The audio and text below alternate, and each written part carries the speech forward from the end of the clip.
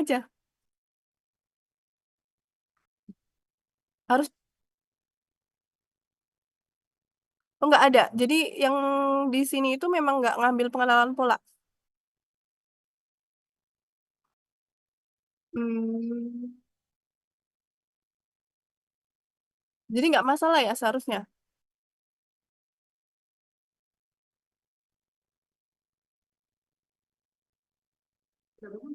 Kurang tahu, Pak. Kayak yang udah masuk sini, Iya, yang udah masuk sini. yang masuk sini sih enggak kayaknya, Bu. Nggak, oh, oke, yang masuk sini nggak ada. Oke. Baik, tidak apa-apa. Berarti nggak apa-apa kita lanjutkan ya, Bapak Ibu. Walaupun misalkan yang lain nanti tidak bisa hadir, boleh nanti yang karena kelasnya bentrok dengan pengenalan pola, boleh confirm ke saya ya nanti rekan-rekan yang tidak bisa hadir. Saya mulai, Bismillahirrahmanirrahim. Assalamualaikum warahmatullahi wabarakatuh. Ya. Perkenalkan terlebih dahulu, saya Rina Trisminingsih, dosen di Software Engineering and Information System di Ilmu Komputer, bagian dari tim mata kuliah Knowledge Management System. Untuk 4 pertemuan berikutnya akan diampu oleh saya, jadi pertemuan 11 sampai pertemuan 14. Nah, sebelumnya saya baru selesai tugas belajar gitu ya, jadi saya baru pulang sehingga saya baru diberikan amanat untuk melanjutkan mata kuliah ini. S3 saya bidangnya tentang stream processing, gitu ya, pemrosesan data stream. Kemudian saya sebelumnya di Lab Knowledge and Data Engineering di University of Tsukuba, Jepang. Nah, untuk eh,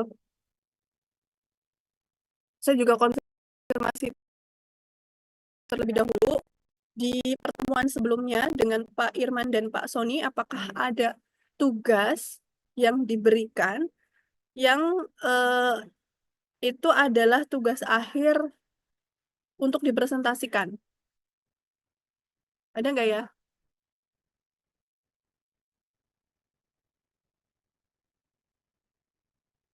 Sudah diupload?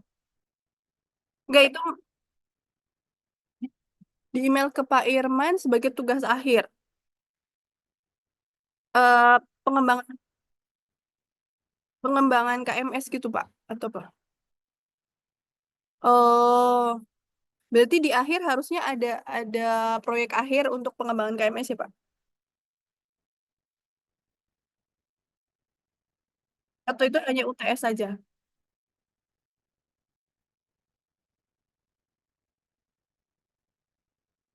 Iya boleh boleh Iya, itu Pak. aja Bapak Ibu di apa speakernya dinyalakan saja nggak apa-apa.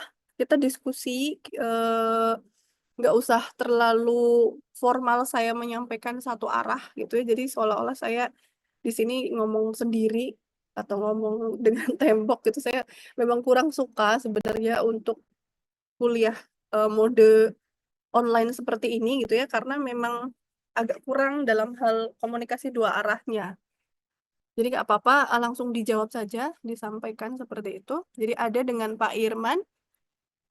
Oke, apakah kesepakatannya sampai jadi prototipenya atau tidak? Tidak, Bu. Tidak. Iya. Berarti sampai UTS itu sudah dikumpulkan segitu saja ya? Oh, oke. Di email. Oke, baik. Ya, baik. Jadi kalau memang tidak ada sampai ke implementasi, saya juga tidak sebenarnya nggak mau di level S2 itu sampai pengembangan sistem lagi gitu ya. Tapi lebih banyak eh, Bapak itu Ibu itu mencari kebaruan ataupun membandingkan memperbaiki dari yang telah ada atau mengevaluasi yang telah ada. Jadi di akhir nanti di 4 pertemuan ini kita akan berdiskusi lebih banyak tentang eh apa ya, mencari state of the art gitu ya, atau mencari kebaruan apa saja teknologi-teknologi tentang KMS. Jadi saya akan share. Jadi hari ini sebenarnya tidak ada materi khusus, tapi saya akan menyampaikan ke Bapak Ibu untuk bahan 3 pertemuan selanjutnya kita akan banyak diskusi. Ya, jadi ini juga sebagai persiapan Bapak Ibu untuk nanti belajar untuk memulai tesisnya atau penelitian gitu ya. Untuk nanti saya sedikit share juga cara bagaimana menemukan apa ya novelty ataupun menemukan kebaruan dari eh, kita membaca paper-paper yang ada saat ini gitu ya. Jadi Bapak Ibu silahkan nanti case-nya karena ini adalah mata kuliah KMS gitu ya. Cari paper yang jenisnya adalah survei gitu ya. Jadi paper yang jenisnya survei itu adalah biasanya adalah paper yang misalkan judulnya ya biasanya survei apa gitu. Ataupun yang dia challenge opportunity and implementation of teknologi apa gitu. Jadi dia adalah mensurvei atau men-summary berbagai penelitian kini gitu ya, kemudian positioning dan juga kadang ada klasifikasi bahwa metode teknologi ini masuk ke dalam kategori apa dan sebagainya. Biasanya dari ratusan ataupun ribuan paper yang sudah disurvei oleh penulis, kemudian nanti kita akan baca. Jadi kita akan terbuka cakrawalannya hanya dari satu paper yang kita baca. Nah ini nanti silakan Bapak Ibu cari paper survei. Ini paper internasional ya. Boleh dari jurnal ataupun proceeding, tapi biasanya kalau paper survei itu dari jurnal. Walaupun memang ada dari proceeding, tapi itu kayaknya levelnya nggak deep atau nggak terlalu dalam penjelasannya. Tapi kalau paper survei dari jurnal biasanya dia bisa sampai puluhan eh, minimal 20 lah ya lembar gitu, 20 lembar. Karena biasanya banyak tabel-tabel yang ditampilkan. Cari tentang teknologi metode KMS yang terbaru. Boleh tentang misalkan ontologi, boleh misal tentang knowledge graph, ataupun metode-metode KMS dan teknologi yang terkini 5 tahun terakhir. Ya, 5 tahun terakhir. Kemudian tidak boleh sama dari setiap orang. Jadi nanti boleh buat kalau boleh tahu di sini ada PJ-nya nggak Pak? Di sini siapa di kelas ini? Iya, penanggung jawab. Iya, ya, mahasiswanya di kelompok di kelas ini. Oh, komtinya Bapak. Ya udah deh, Bapak boleh minta tolong ya buatkan eh, apa Google Doc, bukan Google ya, Google Sheet gitu ya. Yang isinya itu nanti silakan di-invite semua teman dan juga nanti saya juga di-invite untuk bisa share nanti ada list nomor gitu ya, kemudian nama sama judul paper yang sudah di, eh, didapatkan gitu ya. Yang dengan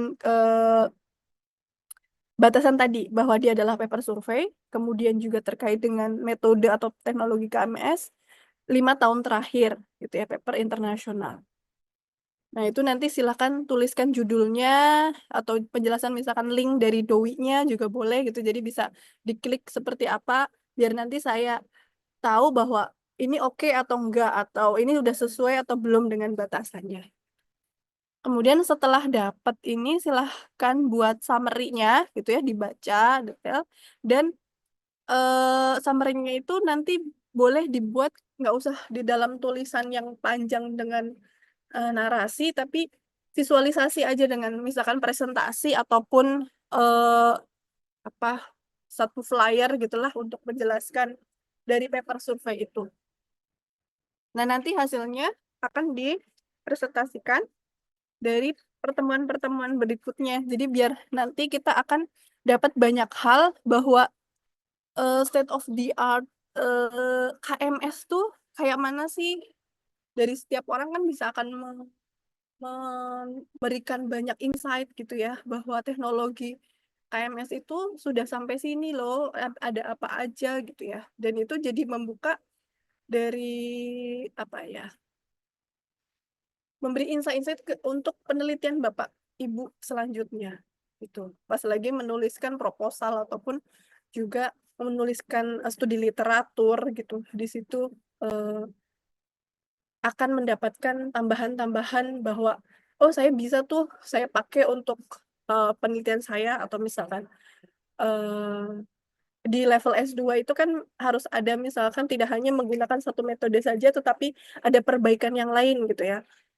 Misalkan hanya decision tree ternyata nggak cukup decision tree untuk optimasi sayanya perlu misalkan setelah mendapat dari presentasi-presentasi itu oh ternyata decision tree itu bisa digabungkan loh dengan metode lain untuk bisa mengoptimasi eh, klasifikasi atau lainnya gitu ya. Jadi eh, akan banyak hal yang bisa kita dapatkan dari hasil summary Bapak Ibu semuanya dan bisa dibagi gitu. Kalau hanya membaca sendiri kan mungkin hanya untuk sendiri dan tidak ada masukan ataupun pandangan dan yang dari yang lain. Seperti itu. Jelas nggak kira-kira Bapak Ibu? Jelas, Bu. Boleh. Ah, ah, ya, sama judul, judul, judul papernya sama link doi-nya. Biasanya kan doi ya. Mm-mm. Harusnya bawa, kalau yang paper internasional harus bisa Pak. Biasanya harus ada doi-nya. Heeh. Oh kalau nggak bisa itu karena nggak punya akses. Nah, jangan yang kayak gitu. Kalau bisa yang open access ya. Ataupun kalau misalkan nggak bisa, Bapak Ibu punya kenalan di luar negeri yang bisa unduh, boleh gitu ya. Atau ya PDF-nya boleh, boleh. Kalau misalkan memang nggak bisa ke akses oleh publik gitu ya, tetapi Bapak Ibu dapat PDF-nya, berarti link PDF-nya aja nggak apa-apa. Nah, pengumpulan itu sebenarnya nggak harus dikumpulkan saat nanti Pak atau hari ini, tetapi nanti pas lagi tiga pertemuan berikutnya itu dipresentasikan langsung gitu. Jadi saya akan acak siapa saja yang harus presentasi. Nah, tapi nanti saya juga akan cek bahwa eh, papernya ini sudah sesuai belum dengan batasan atau kaidah yang saya sampaikan tadi. Apakah dia memang paper survei, apakah dia memang juga mengandung tentang metode KMS, atau dia masih 5 tahun terakhir atau enggak gitu.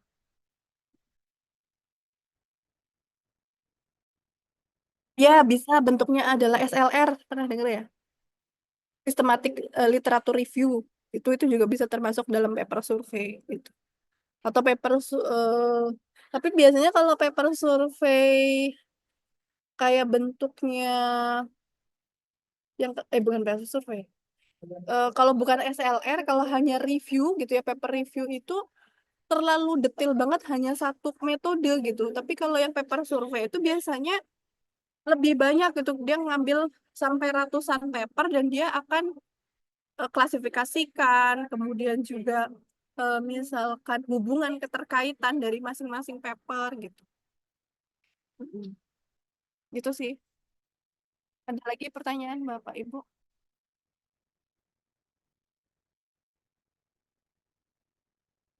Nggak ada? Bu. Cukup ya? Oke.